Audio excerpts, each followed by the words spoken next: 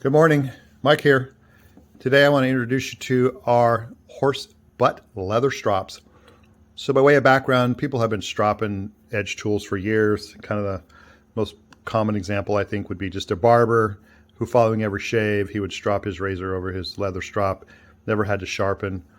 So what does stropping do actually? Well, stropping actually, contrary to what some people think, it doesn't remove a lot of material. But what it does is actually smooths and burnishes an edge if you use the smooth side of the leather.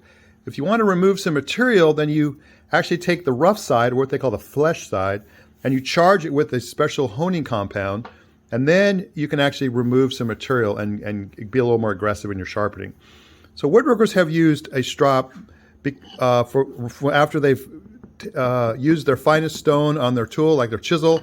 They can go to the strop, and I can start on the flesh side, the rough side, with my compound, and I can actually use it to remove the wire edge, and I can do that. And then I can go back to the smooth side and get my final edge, and I can get a really sharp, razor sharp edge with a strop, much sharper than I can get with any stone. So what makes a good strop? Some people use MDF. Some people, I've heard people use paper bags with honing compound. I like leather. Leather has natural silicates embedded in it that actually are a natural abrasive. Another reason I like leather so much is that there's one side, this is what they call the hair side, the smooth side out over the animal, that faces out. Then there's the flesh side, or the rough side, and I can charge the rough side with compound. It gets me a little more, I can be a little more aggressive, and then I can finish off on the smooth side. And the best leather to use for strops is horse butt. Now, it really does come from the butt of a horse, but horse butt leather has a higher concentration of silicates, which is what abrades steel. But it's also very stiff and very hard, so you're not going to be able to deform it when you're stropping. Because one thing that can happen is if you push too hard on your chisel and the leather bends, you can actually get a rounding of your edge, which is really bad, and that could ruin your edge. So let me show you how I go about stropping. And so first thing I do is I get this specially designed chromium oxide crayon that we get that's made for stropping. It's got wax and it's got chromium oxide, I think at 0.5 microns, so it's very fine. And I'll just charge my leather, make sure that I have plenty of compound on there. And I don't have to do this very often. I don't have to do this every time. So this crayon will last you for years.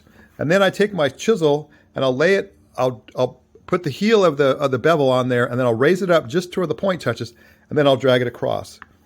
And if you can see that there's some like blackness in the green. That means you're removing steel.